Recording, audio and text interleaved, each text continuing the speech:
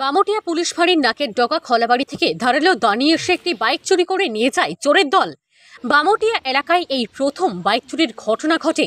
এই ঘটনাকে কেন্দ্র করে গোটা এলাকায় চাঞ্চল্য ছড়িয়ে পড়ে। ঘটনার বিবরণে জানা যায়, বামুটিয়া পুলিশ ফাঁড়ির অন্তর্গত বিমল দত্ত চৌধুরীর বাড়ি থেকে ওনার মেয়ের জামাই রাজকিশোর দত্তের ছেলে উত্তম দত্তের TR01 AB 7988 নম্বরের বাজাজ ভি মডেলের বাইকটি বুধবার রাতের আধারে চুরি করে নিয়ে যায় চোরের দল। চোরের দল সঙ্গে যে ধারালো দা নিয়ে আসে তা ভুলে ফেলে যান। এতে কেন্দ্র করে আতঙ্ক ছড়িয়ে পড়ে। বলা বাহুল্য, চোরের দল যদি তাদের কেউ দেখে ফেলতো তাহলে এই দায়ের কোপেই জখম হতেন। এই এলাকায় আগে কখনো এই ধরনের চুরির ঘটনা ঘটেনি, তাই সবাই নিজেদের যানবাহন বাইরেই রাখতেন বলে জানা যায়। এই চুরিকাণ্ড নিয়ে বাড়ির এক সদস্যা সংবাদ মাধ্যমের মুখোমুখি হয়ে বিস্তারিত বলেন। ধারণা, ড্রাগস আসক্ত যুবকরাই এই চুরিকাণ্ড সংঘটিত করে। সারা রাজ্যব্যাপী চোরেদের উপদ্রব বেড়েই চলছে।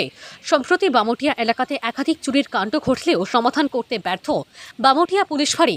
এখন দেখার বিষয়, এই বাইক চুরির ঘটনায় বামুটিয়া পুরীর ঘটনাটা হয়েছে সকালে আমার হাজবেন্ড যখন উঠছিল ঘুম থেকে সেটা তখন আমারে ডাক দিয়েছে প্রথমে যে বাইকটা পাওয়া যেতেছে না। তো আমি প্রতিদিন যেহেতু একই জায়গায় থাকে তাহলে বাইকটা একই জায়গায় ভেবে থাকবো। তো আমরা যখন সকালে উঠে দেখি মানে সব জায়গায় খুঁজে করে দেখি বাইকটা আর পাওয়া গেছে না। এরপরে আমরা পুলিশে গিয়ে সেটা ইনফর্ম করছি। আচ্ছা, কিভাবে বাইকটা নিতে পারে ধারণা আমরা তখন যখন সকালে আয়া দেখলাম যে জায়গায় আমরা বাইকটা রাখি এই জায়গায় আমরা একটা দাও পাইছি আর কি। তো সামনে যেহেতু আমরা ধারণা দাও পাইছি, তারা লোকটা আমরা নতুন লোক লাগাইছি, নতুন ব্যাটারি সব কিছুই নতুন, কিছুদিন মাত্র আগে পাল্টাইছিলাম সব কিছুই। তো এখন লোকটা আমাদের ধারণা যে দাও দিয়ে সেটা তারা লোকটা ভাঙ্গা লয়ে গেছে।